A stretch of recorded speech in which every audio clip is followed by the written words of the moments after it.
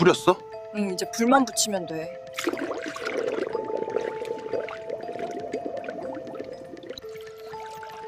이렇게까지 해야 해? 조용히 해. 다 깨겠어. 자식이 부모를 죽이려 한다는 게 정말 가능한 일일까요? 저는 이 질문에 대한 답을 제 몸으로 알아버렸습니다.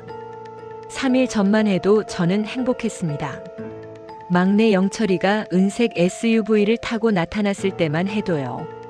명품 수트를 입고 환하게 웃으며 과일 박스를 들고 왔었죠. 어머니, 제가 왔어요. 그때까지만 해도 저는 영철이를 자랑스러워했습니다. 서울에서 사업 잘하는 아들. 비싼 차를 몰고 오는 성공한 아들. 하지만 지금 이 순간 제 앞에 선 영철이는 완전히 다른 사람이었어요. 손에는 라이터, 집 주위엔 석유 냄새, 그리고 어머니 미안해요. 하지만 어쩔 수 없어요. 제 막내 아들이 저를 죽이려 하고 있었습니다. 제 이름은 박정숙, 올해 68입니다. 평생 시장에서 국밥집을 했어요. 뚝배기를 수십 년 나르다 보니 어깨는 안쪽으로 굽었고 손마디는 가죽처럼 질겨졌죠. 두 아들을 키웠습니다. 큰아들 진호, 막내 영철이. 그런데 왜 이렇게 됐을까요? 왜 제 막내 아들이 제 목숨을 노리게 됐을까요? 어디서부터 잘못된 걸까? 그날 밤 새벽 2시, 잠에서 깼습니다. 뭔가 이상했어요. 공기가 달랐습니다. 코를 찌르는 냄새, 석유 냄새였어요. 왜 석유 냄새가? 우리 집엔 석유 난로가 없는데. 귀를 기울였습니다. 창밖에서 발소리가 들렸어요. 두 사람, 조심스럽게 걷는 발소리, 그리고 속삭이는 소리. 여기 뿌려.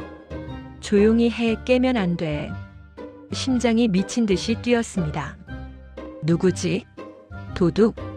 아니었습니다. 그 목소리 알아들을 수 있었거든요. 영철이었습니다.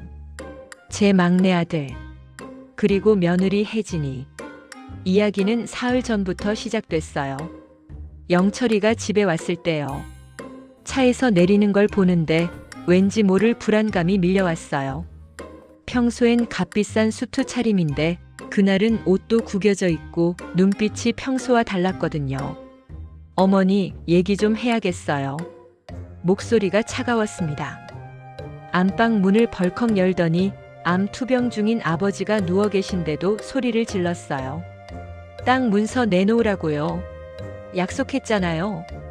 저는 아무 말도 못했습니다. 며칠 전 은행 앞에서 있었던 일이 떠올랐거든요. 영철이가 억지로 종이를 내밀었어요. 어머니, 이거 도장만 찍으면 돼요. 이행각서라고 적혀 있더군요. 내용은 간단했습니다. 땅을 김영철에게 다 주면 부모님도 모시고 살고, 아버지 병원비를 대고 효도하겠다. 너 형이랑은 상의했니? 형은 돈 잘 버니까 괜찮잖아요. 근데 저는 사업이 망했어요. 빚이. 영철이가 목소리를 낮췄어요. 5억이에요, 어머니. 5억? 순간 눈앞이 캄캄했어요. 숨이 막히는 것 같았죠. 네. 은행 대출, 카드론, 사채. 합쳐서 5억이에요. 영철이의 목소리가 떨리고 있었습니다. 눈에 눈물까지 글썽였죠. 어머니 땅이 7억 정도 된다고 했잖아요. 그거 팔면 빚 갚고 저희 다시 시작할 수 있어요. 그때 옆에 있던 혜진이가 조용히 말했습니다. 어머니, 영철 씨가 요즘 너무 힘들어해요. 밤마다 악몽 꾸고 술만 마시고 사채업자들이 집까지 찾아와요. 제발 도와주세요. 혜진이의 눈도 붉어져 있었어요. 저는 속았습니다. 아니, 속아주고 싶었는지도 모르겠네요.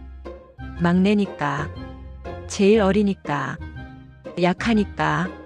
알았다. 도장 찍을게. 공증 사무실에서. 인감도장을 찍을 때요.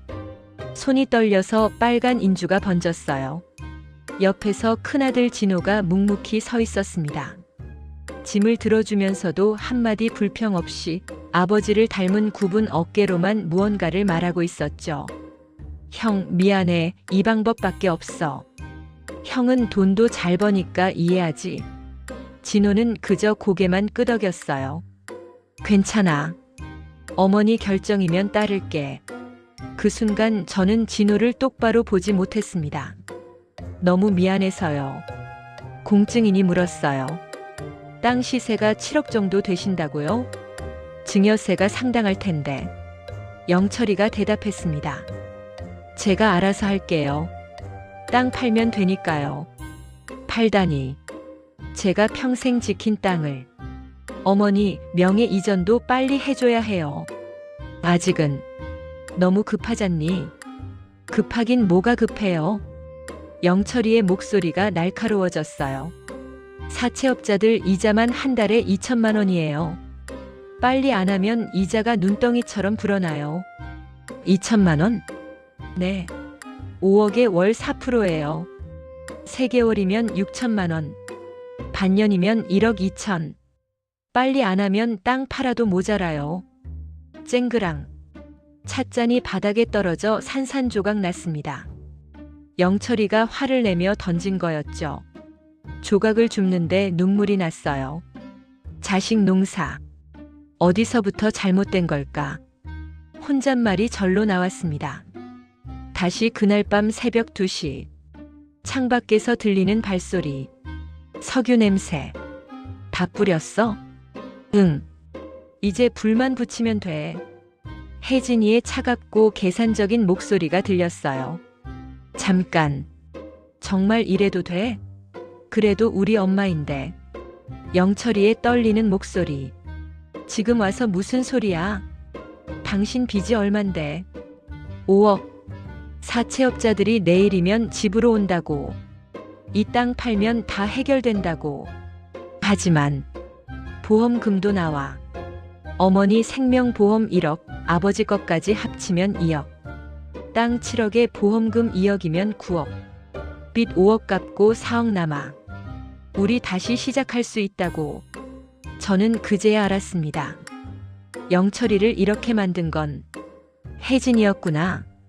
아니, 정확히는 5억이라는 천문학적 빚이었습니다.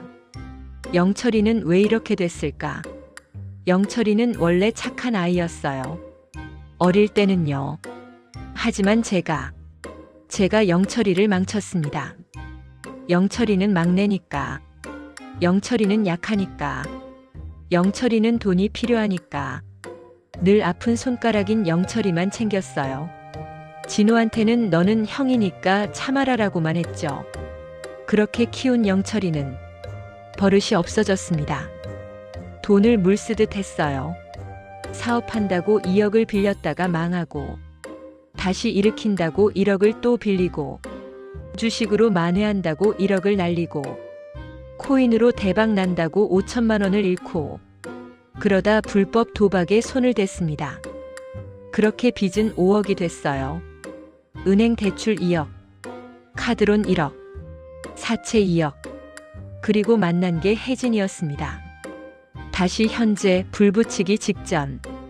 불 붙여. 혜진이의 목소리. 안 돼, 못하겠어. 당신, 정신 차려. 빚쟁이들이 내일이면 와. 우리 둘 다 죽어. 철컥. 라이터 켜지는 소리가 들렸습니다. 저는 남편을 흔들어 깨웠어요.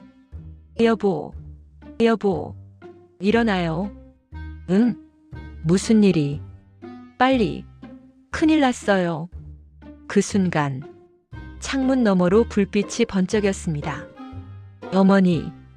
진호 목소리였어요. 어떻게 알고 온 걸까요? 영철아, 뭐 하는 거야? 진호가 마당으로 뛰어들어왔습니다. 영철이와 진호가 부딪혔어요. 형, 비켜. 미쳤구나. 정말 미쳤어. 그 순간 혜진이가 뒤에서 진호를 밀쳤어요. 진호가 비틀거렸습니다. 자식이 부모를 불태워 죽여? 그게 인간이 할 짓이야? 진호의 절규. 안방 창문이 열렸어요. 남편이 저를 봤습니다. 여보, 무슨 일이요? 영철이가 저를 봤어요. 라이터를 든 손이 떨리고 있었습니다. 그리고 유리 깨지는 소리가 요란하게 울렸습니다. 그 순간 저는 알았습니다. 제가 평생 잘못 키운 자식이 이제 저를 죽이려 한다는 것을. 저는 그날 밤 알았습니다. 제 막내 아들을 이렇게 만든 건 단순히 빚만이 아니었다는 걸요. 그 뒤에는 더 무서운 계산이 숨어 있었습니다. 진호가 영철이를 붙잡았어요. 영철아, 정신 차려. 이게 뭐 하는 짓이야? 투박하고 단단한 체격의 진호. 작업복 차림이었죠. 형은 왜 여기? 내가 왜 왔는지 뻔하잖아. 너 지금 뭐 하는 거냐? 비켜. 두 형제가 마당에서 몸싸움을 벌였습니다. 주먹이 오갔어요. 진호의 입에서 피가 흘렀습니다. 영철이의 이마도 찢어져 피가 났죠. 저는 창문 너머로 그 모습을 보며 숨도 제대로 쉴 수가 없었어요. 내 아들들이 서로 싸우고 있어. 무슨 일이야? 너희들 왜 싸워? 제가 창문을 열고 소리쳤습니다. 세 사람이 모두 저를 봤어요. 영철이의 얼굴을 똑똑히 봤습니다. 눈빛이 흔들리고 있었어요. 라이터를 든 손이 덜덜 떨렸죠. 어머니, 저는 그리고 마당 바닥에 주저앉았어요. 어머니, 죄송해요. 정말. 영철이가 울기 시작했습니다. 하지만 혜진이가 뒤에서 영철이를 잡아당겼어요. 안 돼. 여기서 포기하면 우리 다 죽어. 이 모든 게 어떻게 시작됐는지 말씀드려야겠네요. 2주 전 영철이한테 문자가 왔어요. 최영철 내일 오후 2시 우리 사무실. 안 나오면 집으로 간다. 발신자는 사채업자였습니다. 영철이는 떨면서 문자를 지웠어요. 하지만 곧 전화가 왔죠. 최영철 씨? 나야 내일 2시 잊지 마. 저기, 조금만 더 시간을. 시간? 벌써 6개월째잖아. 원금 2억에 이자만 1억 2천. 도합 3억 2천만 원. 내일까지 안 가져오면 3억 2천? 영철이의 목소리가 떨렸어요. 그래. 월 4%야. 6개월이면 2천만 원씩 6번. 1억 2천. 계산 맞지? 안 가져오면 내 와이프한테 찾아가야겠네. 예쁘던데?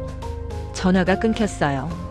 영철이는 핸드폰을 내려놓고 머리를 싸맸습니다. 3억 2천만 원. 사채만. 계산기를 두드렸어요. 은행 대출 원금 2억에 이자 3천 더하면 2억 3천. 카드론 1억에 이자 2천 더하면 1억 2천. 사채 3억 2천. 총 6억 7천만 원. 영철이의 손이 떨렸습니다.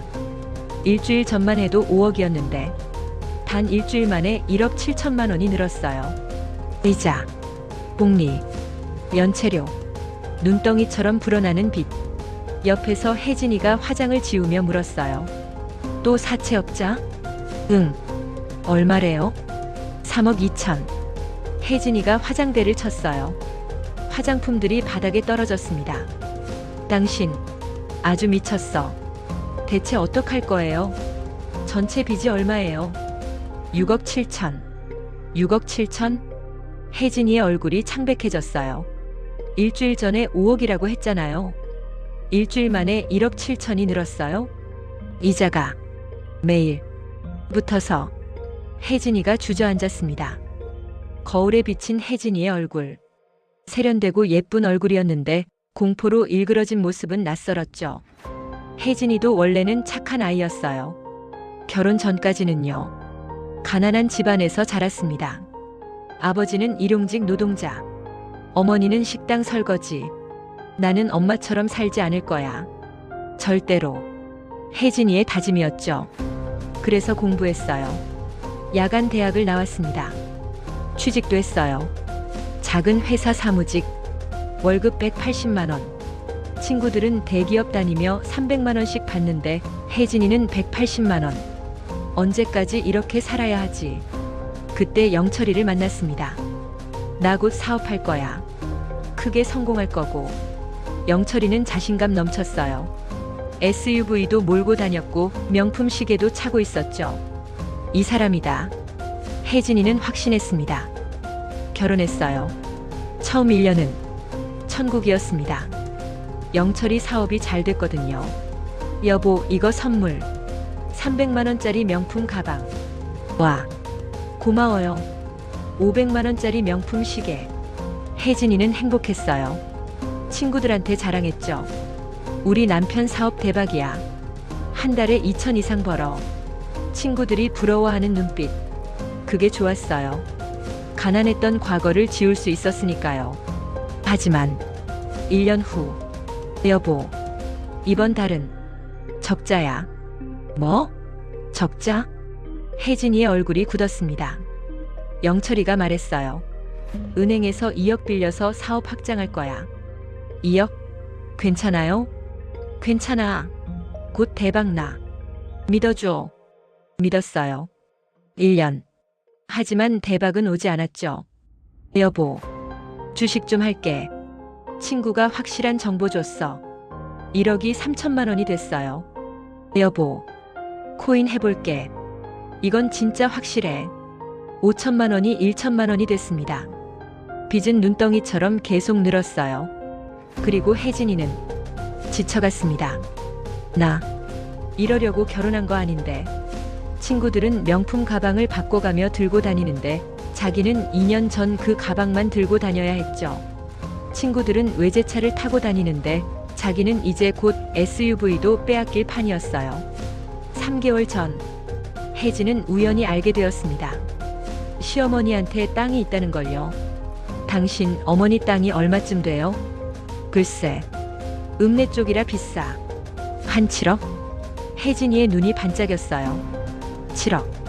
빚 갚고도 남네. 그럼 그거 우리가 받을 수 있어요? 형이랑 나누면 3억 5천 정도? 아니, 다 받아요. 나? 그건 형은 결혼도 안 했고 우리 형편이 지금 이렇잖아요. 우선 급한 불 끄고 갚는다고 하면 되지. 우리가 나중에 모시고 산다고 하고. 하지만 형은 돈 잘 벌잖아요. 우리가 더 급해요. 우리 빚이 5억이에요. 5억. 혜진이의 목소리는 날카로웠습니다. 그때부터 혜진이는 계획을 짜기 시작했어요. 인터넷을 검색했습니다. 증여세 계산, 부모 재산 증여받는 법, 이행각서 효력. 밤마다 공부했어요. 7억짜리 땅을 증여받으면 증여세가 1억 정도. 그럼 실제로 손에 쥐는 건 6억. 아니, 팔 때 양도소득세까지 내면 실수령액은 5억 5천 정도. 계산기를 두드렸습니다. 빚 6억 7천. 5억 5천으론 모자라. 손톱을 물어뜯었어요. 보험금이 있어. 다시 검색했습니다. 사망보험금, 화재 사망보험금. 눈빛이 차갑게 변했어요. 당신 어머니한테 가서 땅 달라고 해요. 그냥 달라고? 아니요. 이행각서 쓰는 거예요. 혜진이가 종이를 내밀었어요. 컴퓨터로 깔끔하게 작성한 문서였습니다. 땅을 김영철에게 증여하면 영철은 부모님을 모시고 병원비를 대고 효도한다. 이게 어머니가 이거 보시면 안심하실 거예요. 우리가 효도할 거라고 믿으시겠죠? 땅 받으면 바로 팔 거예요. 증여세 내고 빚 갚고 우리 다시 시작하는 거예요. 하지만 아버지 병원비는 그건 형이 알아서 하겠죠. 형은 돈 있잖아요. 영철이는 망설였어요. 그때 문자가 왔습니다. 사채업자였죠. 최영철. 이자 2천만 원. 내일까지. 안 내면 집으로 간다. 손이 떨렸어요. 알았어. 할게. 혜진이가 환하게 웃었습니다. 일주일 후 은행 앞에서 어머니를 만났어요. 어머니, 저 죽을 것 같아요. 빚이 5억이에요. 어머니가 비틀거렸어요. 그 옆에서 혜진이가 조용히 말했어요. 어머니, 영철이가 요즘 너무 힘들어해요. 제발 도와주세요. 혜진이의 눈도 붉어져 있었어요. 연기였지만요. 공증 사무실에서 증여 서류에 도장을 찍은 그날 저녁 어머니한테 전화했어요. 어머니, 명예 이전 언제 하실 거예요? 글쎄, 조금 천천히 하자. 왜요? 약속했잖아요. 그래도 너무 급하잖니? 급하긴 뭐가 급해요? 사채 이자가 매일 붙는다고요. 전화가 끊겼어요. 영철이는 핸드폰을 벽에 던졌습니다. 젠장. 옆에서 혜진이가 말했어요. 어머니가 마음 바꾸시는 것 같아요. 그럼 어떡해? 방법이 있어요. 혜진이가 노트북을 열었어요. 당신 이것 좀 봐요. 어머니 생명보험이 1억이에요.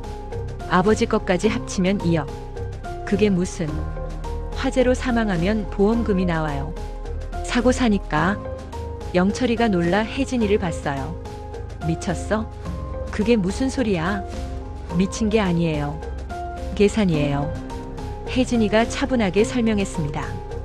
땅 7억, 증여세 1억 내면 6억, 양도소득세 5천만 원 내면 5억 5천, 보험금 2억 합치면 7억 5천, 빈 6억 7천 갖고 8천만 원 남아요. 하지만 8천만 원이면 우리 다시 시작할 수 있어요. 작은 가게라도 차리고. 혜진이는 모든 걸 계산해 두고 있었습니다. 3일 전 사채업자한테서 마지막 통보가 왔어요. 최영철 내일 아침 10시 우리 사무실. 안 오면 내 집으로 간다. 한 푼도 깎아주지 않는다. 전화가 끊겼어요. 오늘 밤에 해야 해. 영철이가 석유통을 준비했어요. 20리터. 이거면 충분해요. 집 주위에 뿌리고 불 붙이면 10분이면 다 타요. 정말 해야 해? 해야죠. 방법이 없어요. 그날 밤 부모님 집으로 향했어요. 차 안은 조용했습니다. 영철이는 계속 생각했어요. 이게 정말 맞는 건가? 우리 엄마를. 하지만 핸드폰이 울렸어요. 사채업자였습니다. 내일 10시 잊지 마. 그 한마디가 영철이의 마지막 양심을 무너뜨렸죠. 어머니. 진호가 소리쳤습니다. 진호가 영철이를 붙잡고 있었어요. 혜진이는 뒤에서 영철이를 부추겼죠. 안 돼.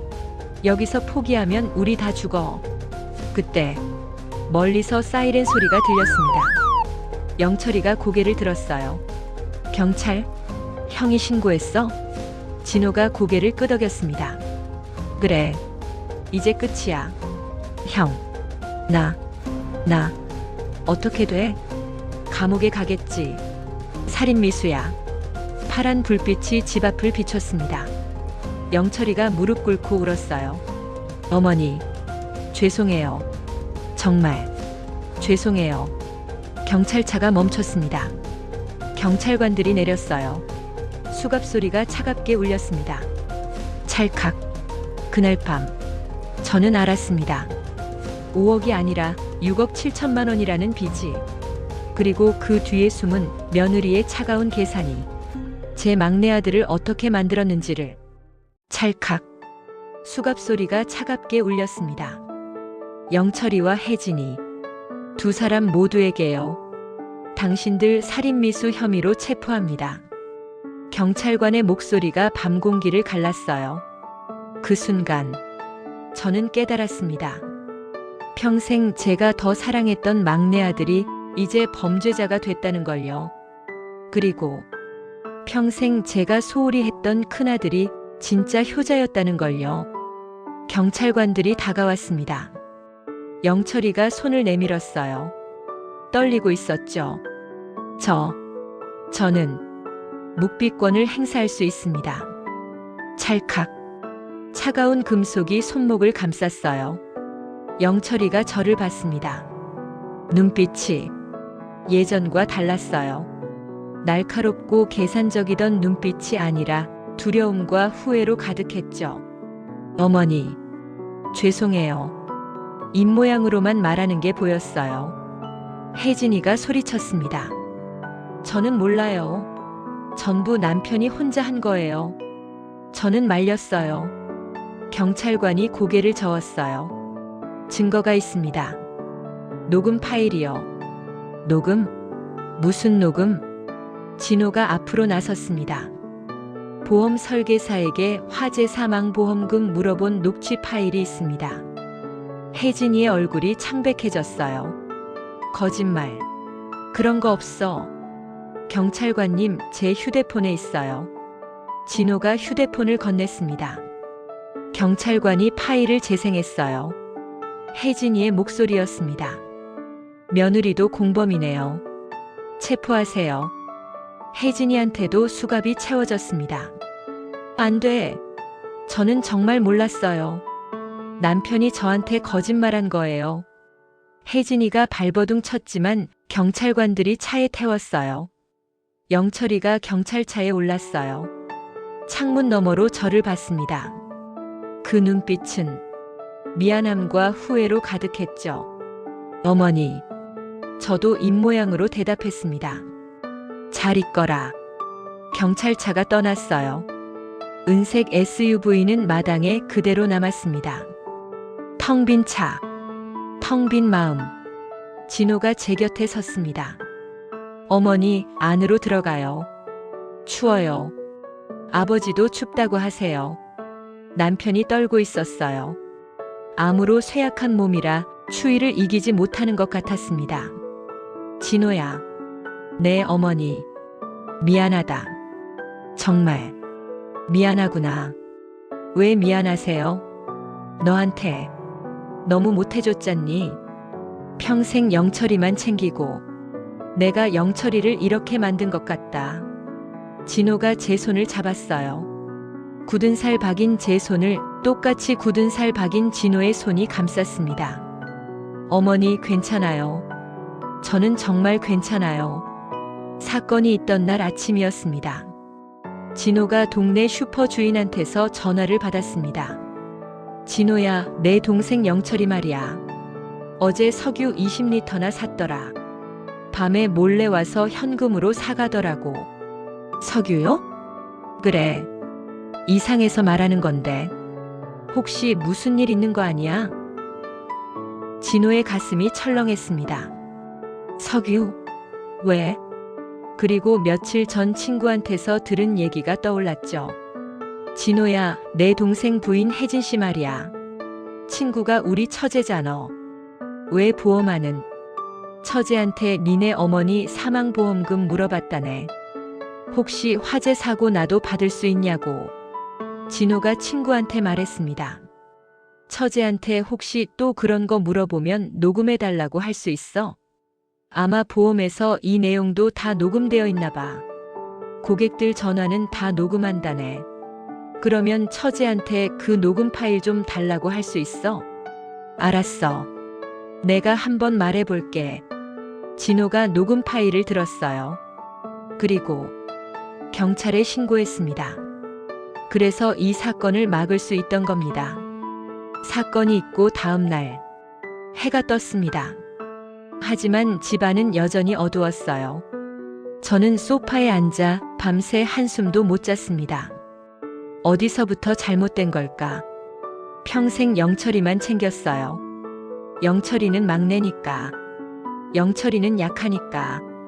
진호한테는 늘 이렇게만 말했죠. 너는 형이니까 참아라. 그렇게 키운 영철이가 부모를 죽이려 했어요. 그리고 늘 참았던 진호가 부모를 구했죠. 눈물이 흘렀습니다. 오전 10시쯤이었어요. 현관문이 열렸습니다. 진호였어요. 어머니, 저예요. 손에 비닐봉지를 들고 있었죠. 오늘 하루 쉬었어요. 어머니 놀라셨을 텐데 혼자 두고 갈 수 없어서요. 진호가 부엌으로 갔습니다. 비닐봉지를 열었어요. 고급 한우, 두부, 파, 너. 이런 비싼 거. 괜찮아요. 아버지 좋아하시는 거잖아요. 진호가 앞치마를 두르고 부엌에 섰습니다. 투박하지만 단단한 체격의 진호가 부엌에 서니 공간이 좁아 보였어요. 하지만 손놀림만큼은 익숙했습니다. 파를 썰고 된장을 푸고 멸치 육수를 내는 모습.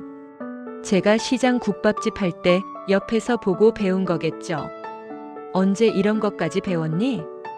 혼자 살다 보니 자연스럽게 배웠죠. 어머니가 시장 국밥집 하실 때 옆에서 본 것도 있고요. 진호는 담담하게 대답했습니다. 혼자 자취하면서 얼마나 힘들었을까요?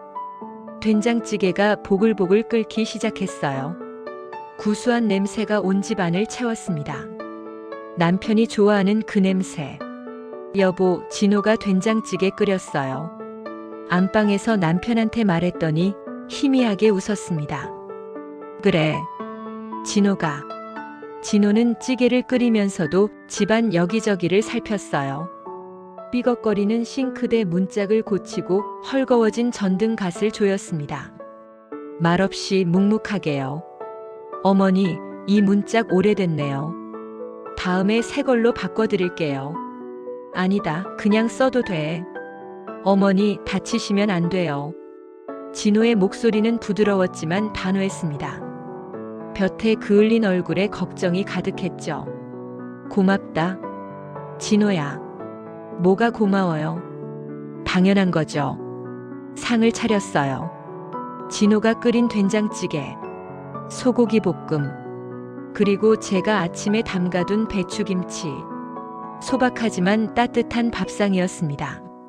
세 식구가 밥상 앞에 앉았습니다. 영철이 자리는 비어 있었어요. 잘 먹겠습니다. 진호가 아버지 옆에 앉아 떠먹여 드렸어요. 자, 아버지 드세요. 남편은 한 숟가락 뜨고 눈을 감았습니다. 맛있구나. 진호야. 내가 이렇게 효자였구나. 천천히 드세요, 아버지. 그 모습을 보는데요, 가슴이 미어졌습니다. 왜 저는 늘 영철이만 챙겼을까요? 왜 진호는 늘 뒷전이었을까요? 식사를 마치고 설거지를 하는데 진호가 통장 하나를 건넸어요. 어머니, 이거 아버지가 주신 거예요. 이게 뭐니? 진호가 통장을 내밀었어요. 아버지가 제 이름으로 만드신 통장이에요. 몰래 돈을 모아두셨더라고요. 통장을 펼쳐봤습니다. 10만 원, 20만 원.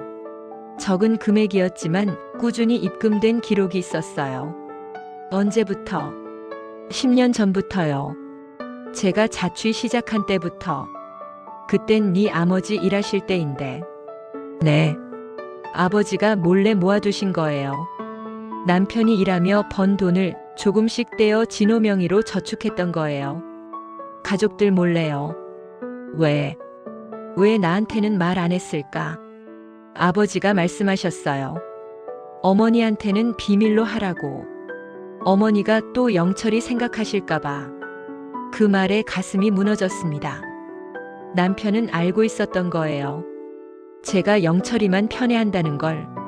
그래서 진호를 위해 몰래 돈을 모았던 거죠. 안방으로 갔습니다. 남편이 누워서 저를 봤어요.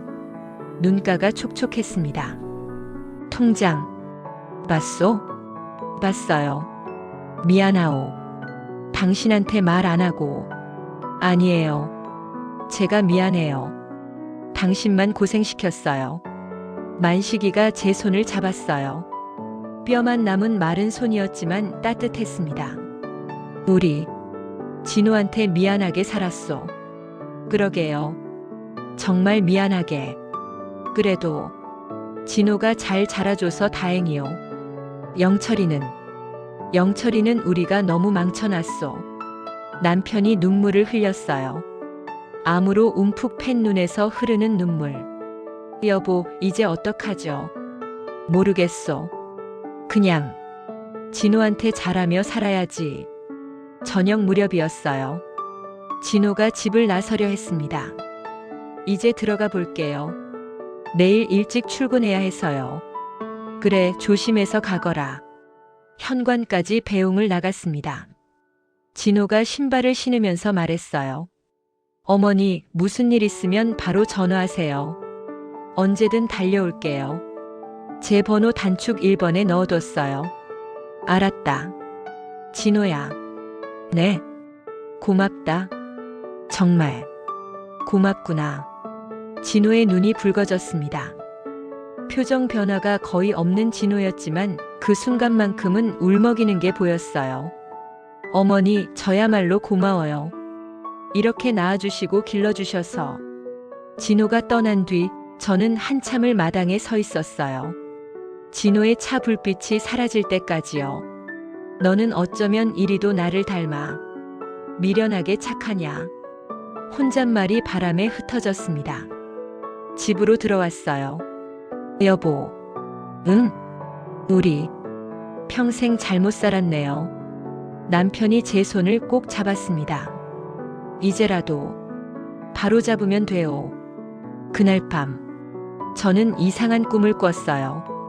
영철이가 감옥에 앉아 아버지를 부르며 울고 있는 꿈이었습니다. 그 옆에서 혜진이가 등을 돌리고 있었죠. 깜짝 놀라 깨어났습니다. 시계를 보니 새벽 3시. 그때 남편이 숨을 헐떡이고 있었죠. 저는 너무 놀라서 진호한테 전화를 했어요. 진호야, 네 아빠가 이상해. 어머니, 제가 119 부르고 얼른 갈게요. 구급차가 오고 곧이어 진호도 도착했습니다. 급하게 옷을 주섬주섬 챙겨 입으면서 저는 알았습니다. 아, 이제 정말 남편을 보낼 시간이 온 거구나. 119를 타고 병원으로 갔습니다. 차창 밖으로 새벽 거리가 스쳐 지나갔어요. 제발, 제발. 하지만 뭘 빌어야 할지도 모르겠더라고요. 살려달라고. 암 사기로 고통받는 남편을 더 고통스럽게 살려달라고 빌어야 할까요? 응급실 앞. 그때 의사가 나왔습니다. 보호자분이세요? 네, 제가 아내입니다. 지금 안정됐습니다만 상태가 좋지 않으세요. 암이 많이 진행됐고 이번에 폐렴까지 와서. 의사의 말이 이어졌지만 귀에 들어오지 않았어요. 중환자실로 옮겨졌습니다. 남편이 산소 마스크를 쓰고 누워 있었어요. 여보. 남편이 눈을 떴습니다. 희미하게 웃었죠. 미안하오. 새벽에 소동 피워서. 무슨 소리예요? 괜찮아요? 괜찮긴.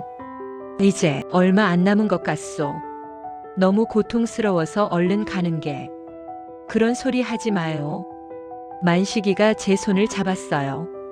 힘이 없었습니다. 진호가 옆에 앉아 있었습니다. 어머니. 진호야. 목이 메었습니다. 1시간쯤 지났을까요?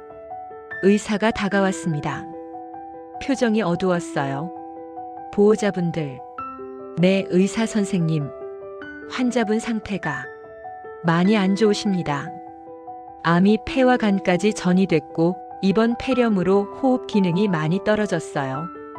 그럼 길어야 1달입니다. 최선을 다하겠지만 1달.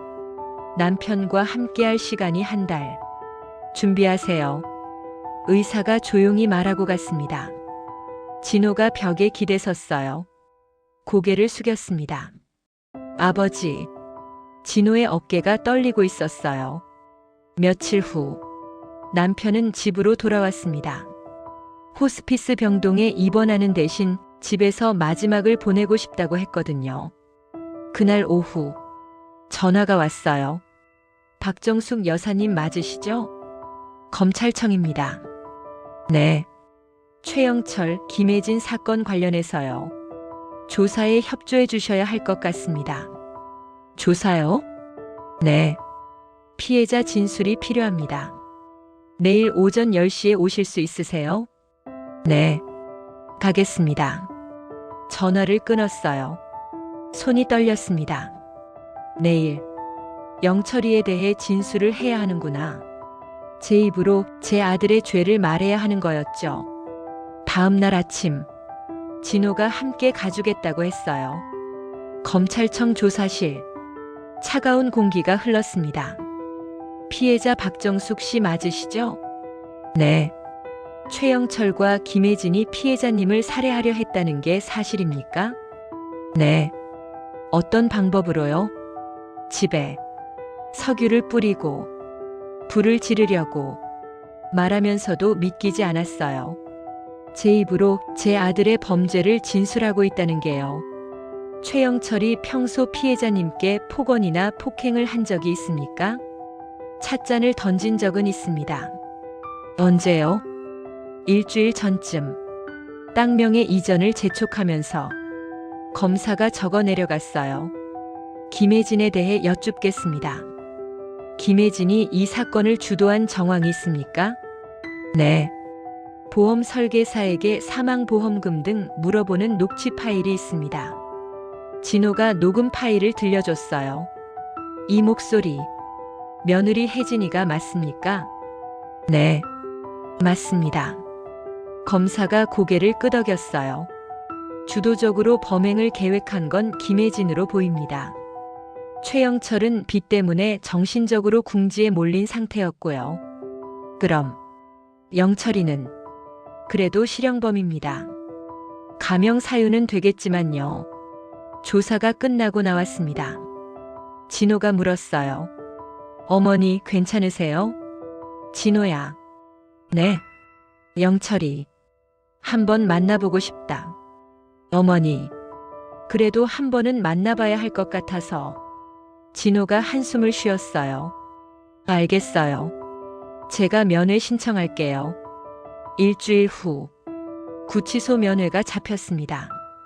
투명한 유리 너머 영철이가 앉아 있었습니다. 수갑을 찬 채로. 야위었더라고요. 영철아. 어머니. 영철이의 목소리가 떨렸습니다. 잘 지내냐? 네. 잘 지내고 있어요. 거짓말인 게 보였어요. 어머니. 정말 죄송해요. 제가 미쳤었어요. 빚 때문에 정신이 없어서. 영철이가 울기 시작했어요. 혜진이가 자꾸 그러는데 어쩔 수가 없었어요. 그래도 그건 변명이고 제가 잘못했어요. 영철이가 유리에 이마를 대고 울었어요. 어머니, 용서해 주세요. 제가 정말 잘못했어요. 저도 눈물이 났습니다. 영철아. 네. 엄마도 미안하다. 너만 편애해서 너를 이렇게 만들었어. 아니에요. 제 잘못이에요. 영철아, 거기서 뉘우치고 다시 사람 되어서 나와라. 엄마가 기다릴게. 어머니, 형한테도 미안하다고 해라. 영철이가 고개를 끄덕였어요. 면회를 마치고 나왔습니다. 진호가 밖에서 기다리고 있었어요. 어머니, 어떠셨어요? 많이 뉘우치고 있더라.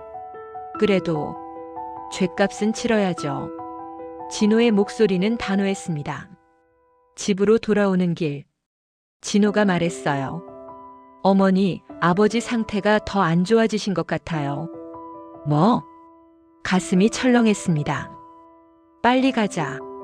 집에 도착했어요. 안방 문을 열었습니다. 남편이 누워 있었어요. 숨소리가 가빠졌습니다. 여보.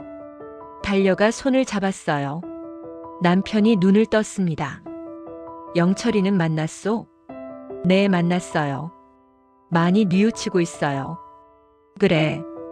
다행이구만. 남편이 희미하게 웃었습니다. 그리고 진호야. 고맙다. 손에서 힘이 빠졌습니다. 그날 저는 알았습니다. 이제 정말 남편을 보낼 시간이 왔다는 걸요. 여보. 만식이의 손이 차갑게 식어가고 있었습니다. 119. 빨리. 진호가 전화기를 들었어요. 하지만 남편이 고개를 저었습니다. 됐다. 이제 됐어. 숨소리가 점점 약해졌어요. 저는 그 순간 알았습니다. 아, 이제 정말 영원한 이별의 시간이구나. 어머니. 응. 아버지한테 하고 싶은 말 있으면 지금 하세요. 진호의 목소리가 떨렸습니다. 안방으로 들어갔습니다. 남편이 눈을 뜨고 저를 봤어요. 산소 마스크 너머로 희미하게 웃었죠. 여보, 아파요? 아니, 괜찮소.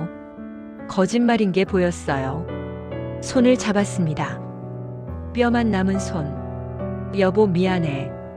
평생 당신한테 고생만 시키고 국밥집 하느라 애들 키우느라 힘들었을 텐데 못난 남편이라서. 저는 고개를 저었습니다. 진호를 불렀어요. 진호야, 들어와라. 진호가 들어왔습니다. 아버지 곁에 무릎 꿇고 앉았어요. 아버지, 진호야, 미안하다. 남편의 눈에서 눈물이 흘렀습니다. 아버지가 너한테 너무 못했다. 영철이만 챙기고 너는 늘 혼자였지. 아니에요, 아버지. 진호의 목소리도 떨렸어요. 아니다. 아버지가 잘못했어. 너는 진짜 효자였는데 아버지가 몰라줬어. 아버지, 그런 말씀 마세요. 진호야, 용서해다오. 아버지를 용서해 줄 수 있겠니?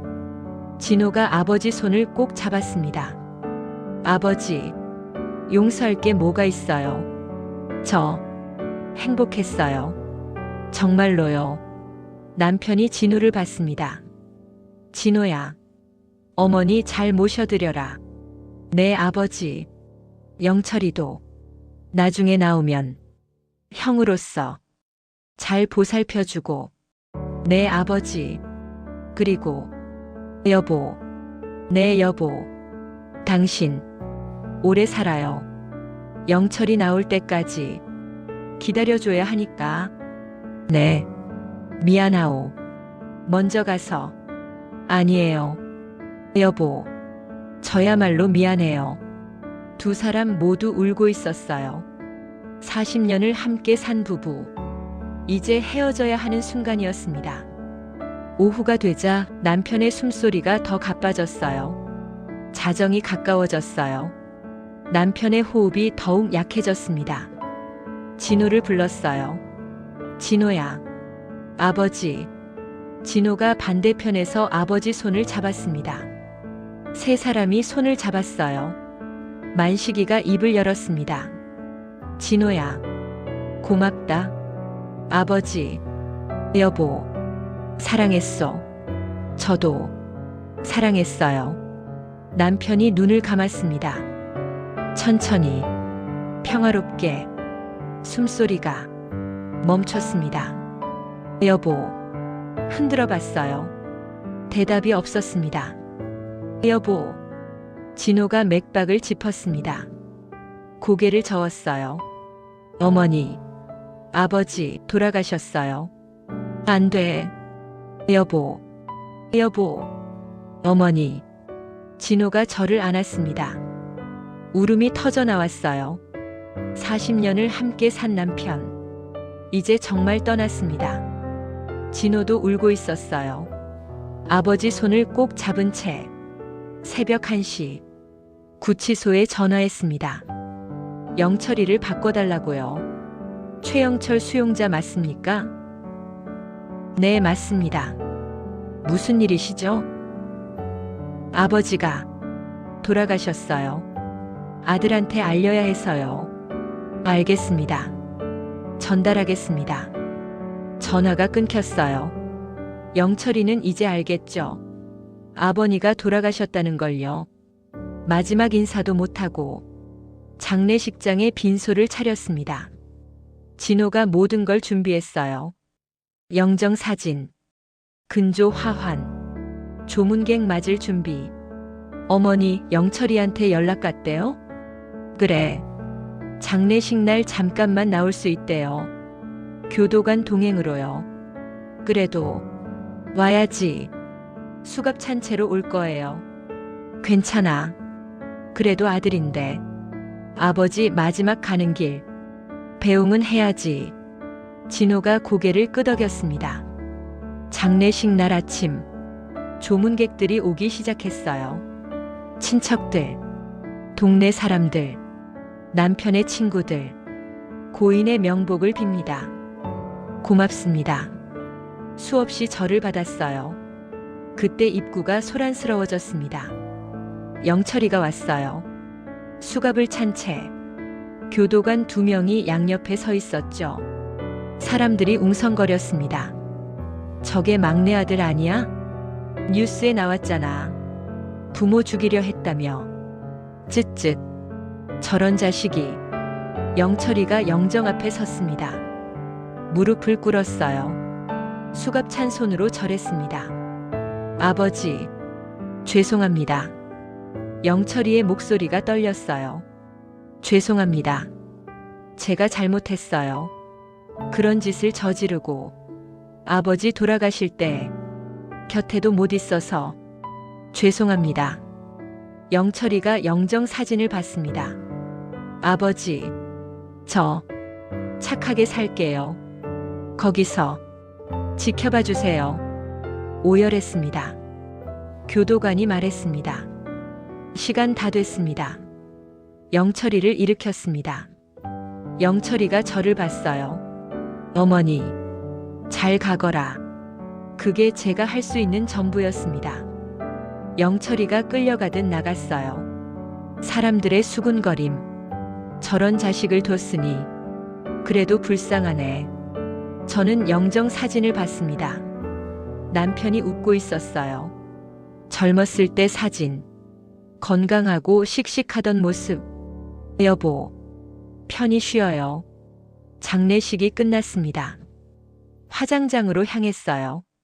마지막으로 얼굴을 봤습니다. 평화로운 얼굴이었어요. 안녕, 여보. 화장로에 들어갔습니다. 문이 닫혔어요. 진호가 제 어깨를 안았습니다. 그날, 저는 남편을 보냈습니다. 40년을 함께한 사람을. 그리고 알았습니다. 이제 혼자가 됐다는 걸요. 모든 절차가 끝나고 집으로 돌아왔습니다. 현관문을 열었어요. 텅 빈 집. 남편 냄새만 희미하게 남아 있었죠. 그 순간 저는 깨달았습니다. 이제 정말로 혼자라는 걸요. 진호가 물었어요. 어머니, 저희 집에서 사실래요? 혼자 계시면 힘드실 텐데. 아니다. 괜찮아. 여기가 좋아. 진호가 한숨을 쉬었습니다. 그럼 제가 자주 올게요. 응. 고맙다.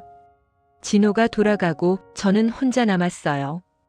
거실 소파에 앉았습니다. 남편이 있던 자리. 아직도 그 자리가 푹 꺼져 있었어요. 손을 올려봤습니다. 차가웠죠. 저녁을 차렸어요. 혼자 먹는 밥. 반찬 하나. 국 하나. 이젠 혼자였습니다. 잘 먹겠습니다. 혼잣말. 숟가락을 들었어요. 밥을 한 숟가락 떴는데 목이 메었습니다. 삼킬 수가 없었어요. 숟가락을 내려놓았습니다. 여보, 밥이 안 넘어가네요. 대답은 없었죠. 당연히. 텅 빈 식탁. 텅 빈 의자. 눈물이 뚝뚝 떨어졌습니다. 밥그릇 위로. 밤이 깊어갔어요. 너무 조용했습니다. 텔레비전을 켰어요. 남편이 좋아하던 드라마. 화면에서 배우가 웃고 있었어요. 행복한 가족 이야기. 여보, 저 배우 누구더라? 글쎄, 얼굴은 아는데. 그런 시시한 대화를 나누며 함께 봤었는데. 이젠 혼자. 드라마를 끝까지 보지 못했어요. 다시 조용해졌죠. 시계 소리만 째깍째깍. 일주일이 지났습니다. 진호가 매일 전화했어요. 어머니, 괜찮으세요? 응, 괜찮아. 거짓말이었죠. 진호가 일주일에 2번씩 왔습니다.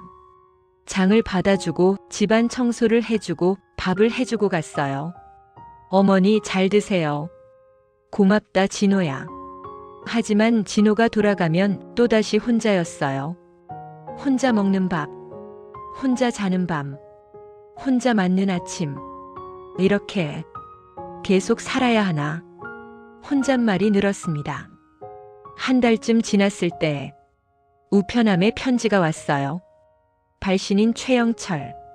손이 떨렸습니다. 봉투를 뜯었어요. 어머니, 저는 잘 지내고 있습니다. 아버지도 없이 혼자 계시는데 걱정이 되네요. 죄송합니다. 교도소에서 매일 참회하고 있습니다. 제가 얼마나 큰 죄를 지었는지 이제야 알겠습니다. 어머니 건강하세요. 저는 여기서 사람이 되어 나가겠습니다. 영철 올림.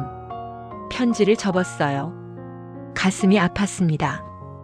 영철아, 엄마도 미안하다. 편지를 꼭 쥐고 한참을 울었어요.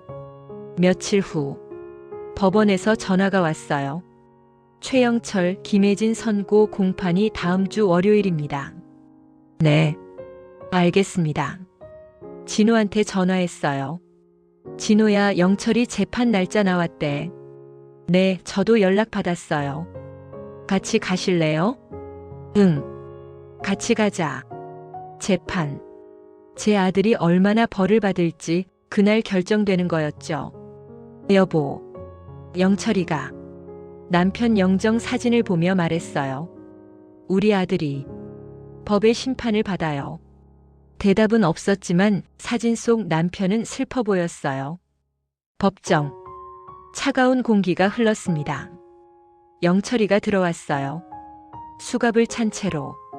야위었더라고요. 재판장이 말했습니다. 피고인 최영철. 존속살해 미수죄로 징역 6년을 선고한다. 쾅. 망치 소리가 울렸어요. 영철이가 고개를 숙였습니다. 6년 동안 감옥에 있어야 해요. 옆 법정에서는 혜진이 재판이 열렸습니다. 피고인 김혜진. 존속살해 미수 방조 및 교사죄로 징역 5년을 선고한다. 혜진이가 소리쳤어요. 억울해요. 저는 몰랐어요. 하지만 판사는 냉정했습니다. 녹음 증거가 명확합니다. 주도적 역할을 했습니다. 법정 밖. 혜진이가 끌려가면서 영철이를 봤어요. 다 당신 때문이에요. 소리쳤습니다. 당신이 돈을 벌었으면 빚만 안 졌으면 이런 일 없었잖아요. 당신이 무능해서 우리가 이렇게 된 거예요. 영철이가 고개를 들었습니다. 미안해. 미안하긴. 당신 때문에 제 인생 망쳤어요. 이혼할 거예요. 절대 안 만날 거예요. 혜진이가 끌려갔어요. 영철이는 그 자리에 멍하니 서 있었죠. 제가 다가갔습니다. 영철아.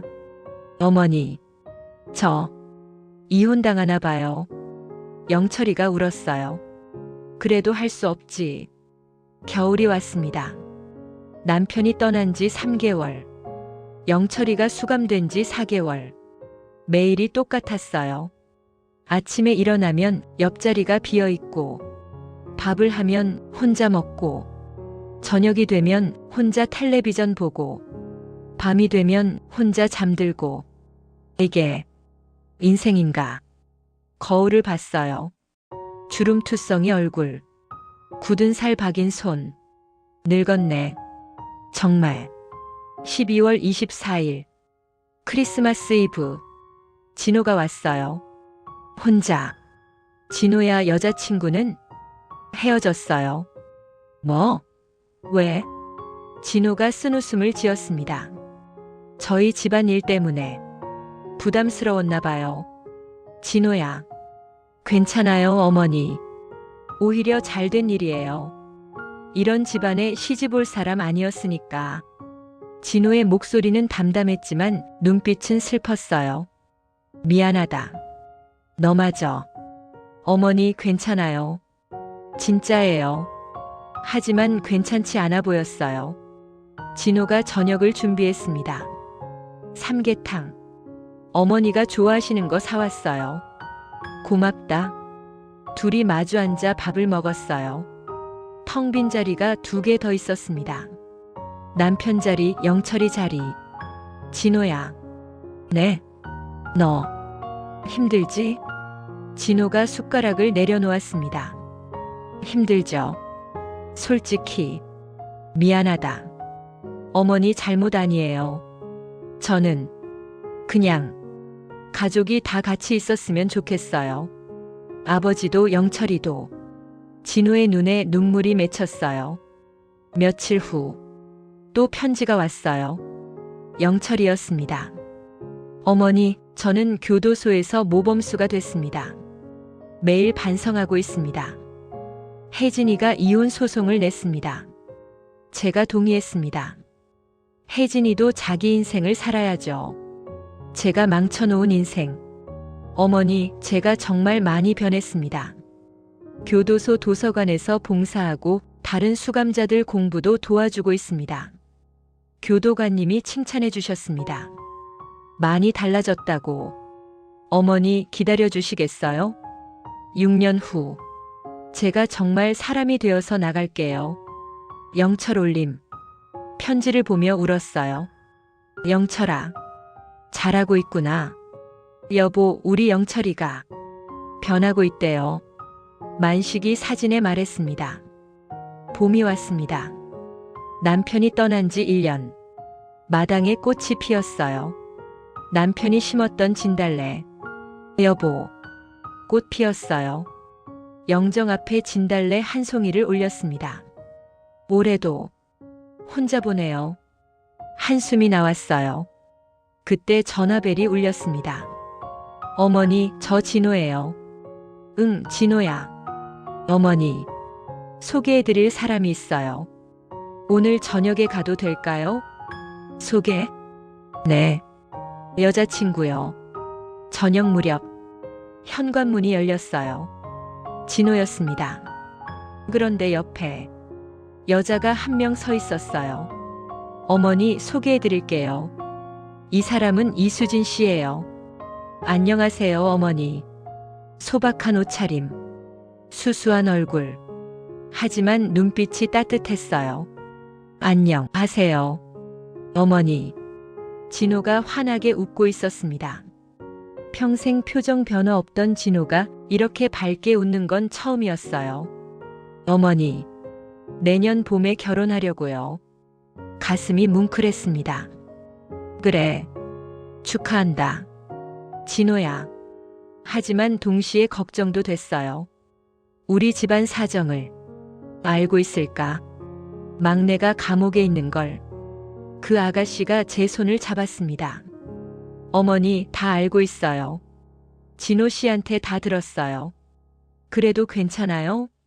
네, 괜찮아요. 과거는 과거예요. 중요한 건 지금이잖아요. 그날, 저는 처음으로 생각했습니다. 아, 이 겨울이 끝나가고 있구나. 봄이 오고 있구나. 어머니, 내년 봄에 결혼하려고요. 진호의 말. 평생 표정 없던 아들이 이렇게 밝게 웃는 걸 처음 봤어요. 하지만 동시에 두려웠습니다. 영철이는 어떻게 하지? 감옥에 있는 막내 아들. 결혼식에 올 수 있을까요? 아니, 수갑찬 모습으로라도 와야 할까요?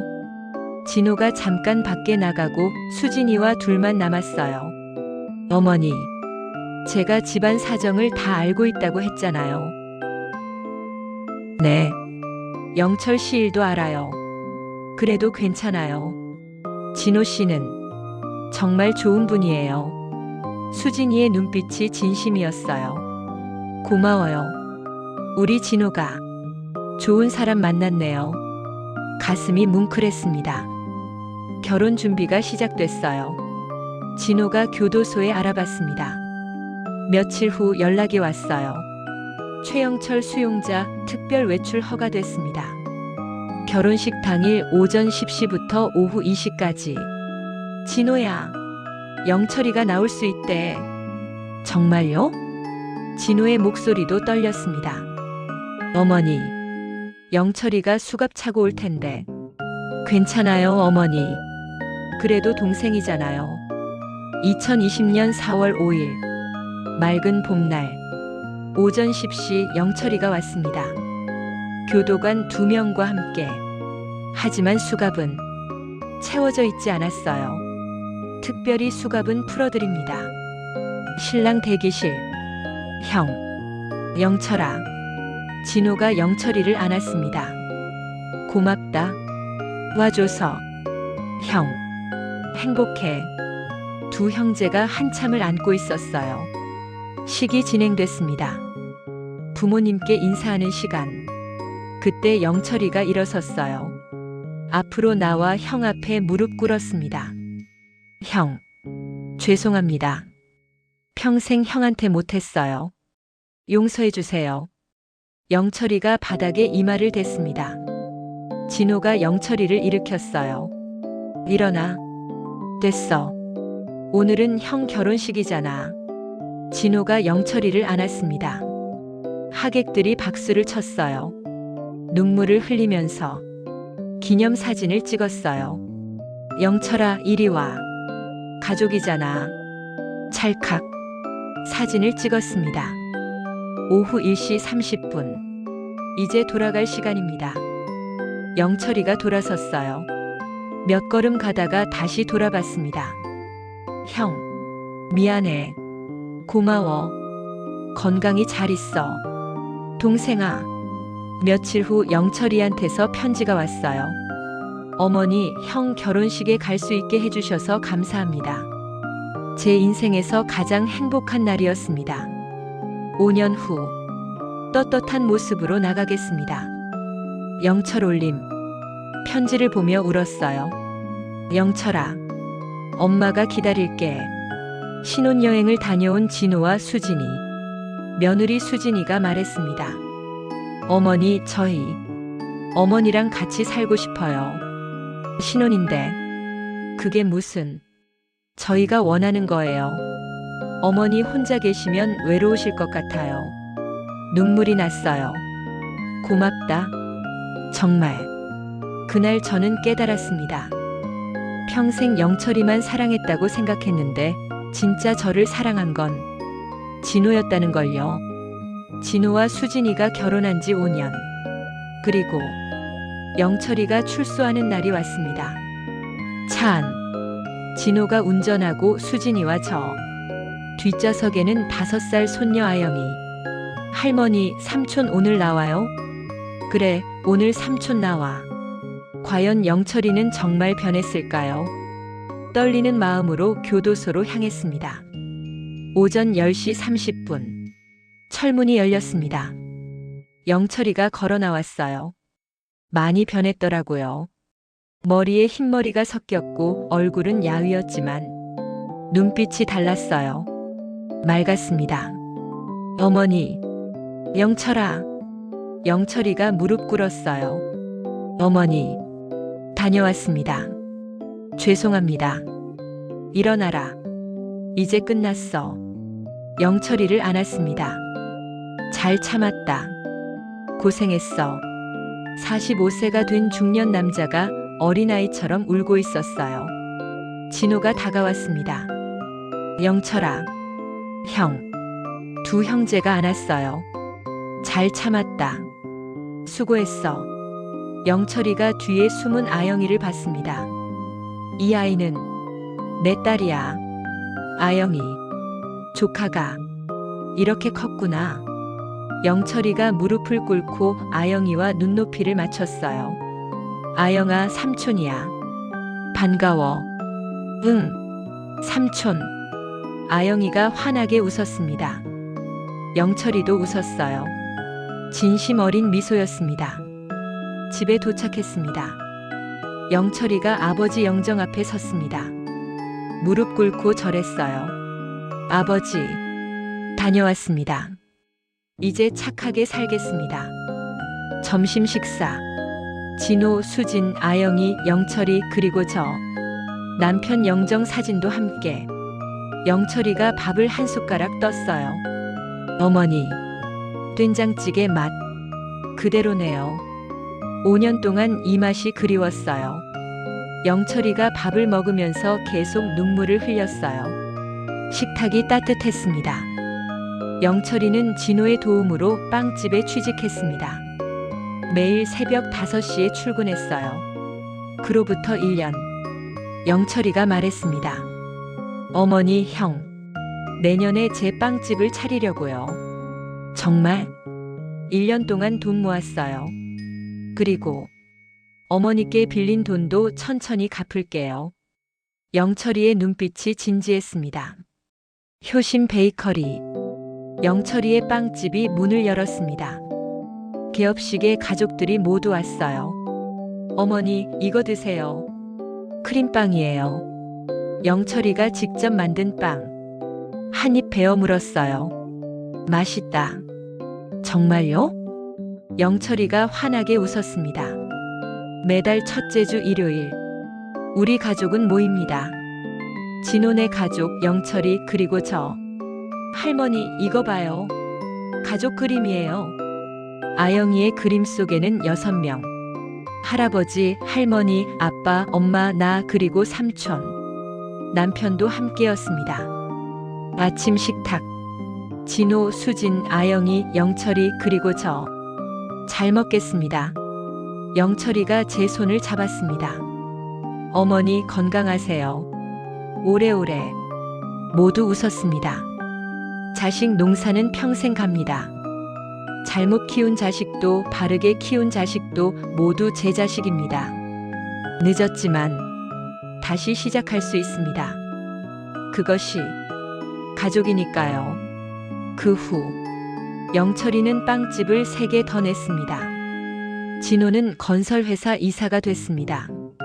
아영이는 초등학교에 입학했습니다. 정숙은 손주들과 행복하게 살고 있습니다.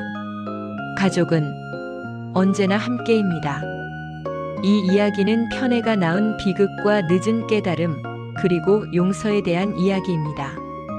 하지만 무엇보다 다시 시작할 수 있다는 희망에 대한 이야기입니다. 당신의 가족은 안녕하신가요? 이 이야기가 재미있으셨다면 구독, 좋아요 부탁드립니다. 감사합니다.